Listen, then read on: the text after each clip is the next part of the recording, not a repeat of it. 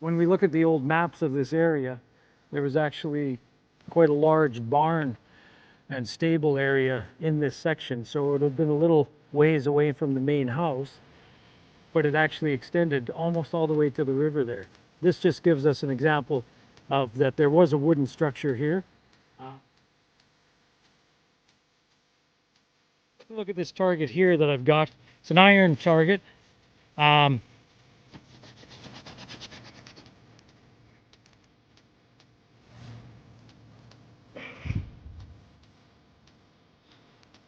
that's an old axe head.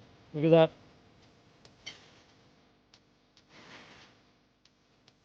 So this is the axe head I found in the park. As you can see, pretty well worn. When I soaked it in a solution to get the rust out, it did come up with this strange, sort of a strange tone in the metal here, as you can see. That could be in a different metal. It's on both sides here. Once we polish it up a little bit, just sort of clean some of the paint off it, and we'll see how it looks after that. So the back of this, as you can see, is most of them they're pretty handy as a sledgehammer too. Just going to smooth this out, get rid of that sort of mushroom that's on here. So we'll start with that, and then we'll put a little bit of sort of polish to this. You can see it's been chipped here too. So I'm going to just re-round that. We'll put a thicker edge on it is all. So let's start with this one.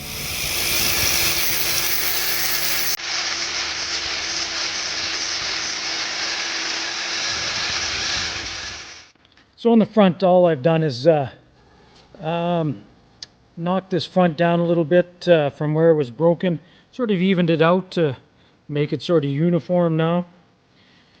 And then the back, just a quick grind to get that mushroom out, just to make it again a little more uniform, get rid of that mushroom effect.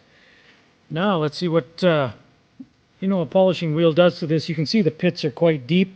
It was probably in that hole for, I don't know, the age of that part, maybe 60 years.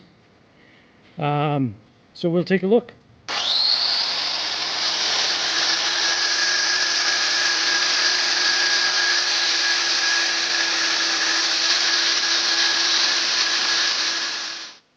So holding it in the vise is a bit tough, so I've just clamped to the inside of the axe head here.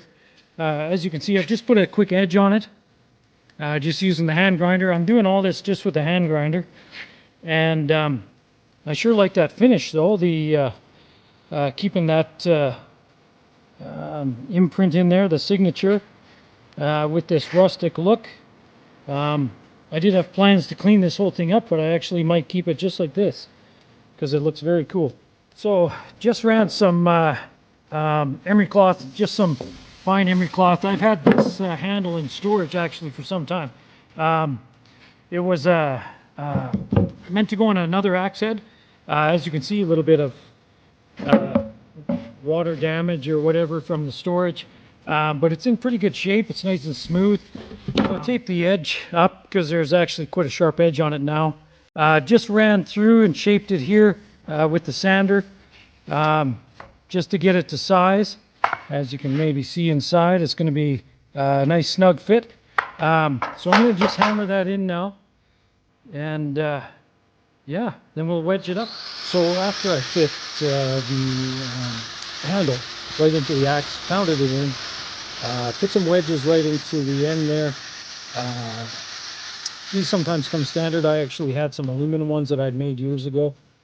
After I've done that though, I like to fill the ends with epoxy. This helps keep the wedges in place, or any sort of gaps on the handle if there was any. Keeps the moisture out of the end here too. So it helps just retain its strength over the years. Also a rubber protector I put onto the handle just below the axe head there. Anytime you go through a log, there's a possibility you can actually go right through it and just hit the handle as well. We've seen it on a number of axes probably over the years. It's either broken there or worn through. So this is a good idea to always have a protector. Often I use leather, but I had some rubber for this one. Now I put bright color string on it because when you throw the axe down or put the axe down, you won't lose it in the woods, under the leaves or anything like that. There's always a little bit of brightness there. You can usually find it. So this is it out of the ground. I'm sure it's been in the ground for a long time now. We've resurrected it out, and what a great asset to our camping.